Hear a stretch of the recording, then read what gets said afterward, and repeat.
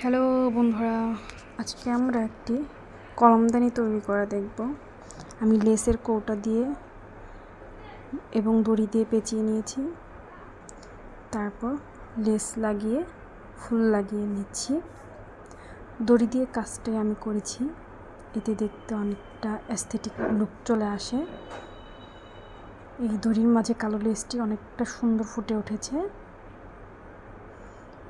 এরপর এখানে আমি কিছু ফুল লাগিয়ে নিচ্ছি।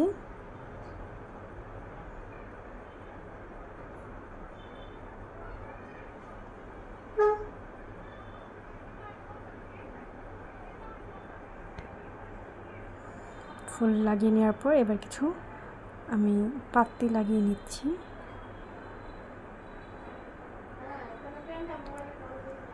আর একটু পাথর লাগিয়ে নিচ্ছি, এতে দেখতে আরও বেশি সুন্দর লাগছে। ধন্যবাদ সবাইকে।